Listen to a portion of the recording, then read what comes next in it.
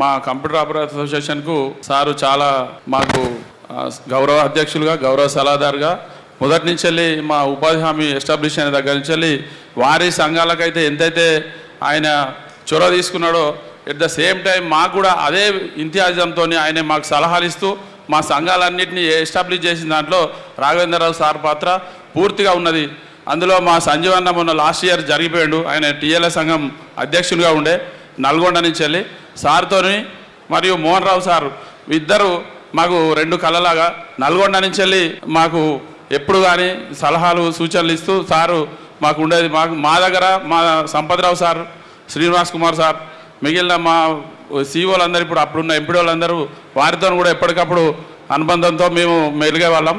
మా యొక్క రెండు అవుట్సోర్సింగు మరియు కాంట్రాక్టు ఉద్యోగులకు అవుట్సోర్సింగ్లో మనకు రాఘవేంద్రరావు సార్ మా కంప్యూటర్ ఆపరేటర్లకు 200 మందిని ఎఫ్టీగా 2016లో ఫైల్ పెట్టించి ఇక్కడున్న రవీందర్ సార్ అప్పుడు పిఎస్గా ఉండేది. ఆ సార్తో దగ్గరుండి ఫోన్ చేయించి ఆ రోజు 2016 అక్టోబర్ 1 నాడు 200 మంది అవుట్సోర్సింగ్ కంప్యూటర్ ఆపరేటర్లు ఇవాళ ఎఫ్టీ కాగలిగినంటే మరి సారు పుణ్యమే అని చెప్పి నేను చెప్పదలుచుకున్నా. అందులో ముఖ్యంగా మాకు ఎప్పుడు ఆపదలు వచ్చినా మేము ఎప్పుడన్నా సమ్మెకి వెళ్తే కూడా ఆ టైంలలో కూడా సార్ మా సలహాలు ఇస్తూ ఎట్లా మనము ఓపికతో ఉండాలి, మన పనులు ఎట్లా చక్కదిద్దుకోవాలి, ఏ టైంలో ఆఫీసర్తో ఎలా మాట్లాడాలి అనే విషయాలను మాకు ఎన్నోసార్లు వాళ్ళ ఇంటికి కూడా మేము సార్కు ప్రత్యేకంగా మేము ఇంటికి వెళ్ళినాం. ఆ సందర్భంలో కూడా చెప్పేది.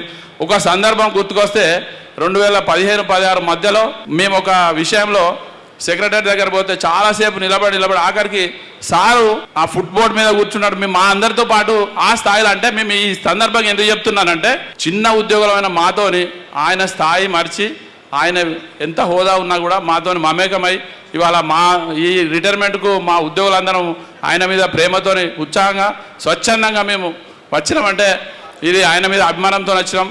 ఆఫీసర్ మీద ఆ రకంగా అభిమానం ఉండాలి, కానీ ఇవాళ అట్లాంటి పరిస్థితి లేదు. ఏదైనా ఆర్డర్ చేయడం, గైడ్ చేయకపోవడం, ఆ విషయాలు చాలా బాధేస్తున్నాయి. కాబట్టి మీ స్ఫూర్తిని, మీ ఓపికను దాన్ని మేము ముందుకు తీసుకెళ్తాం సార్. ఆ విధానంగా మీతో పాటు ఈ 21 సంవత్సరాలు నడిపినందుకు ధన్యవాదాలు సార్. Thank you.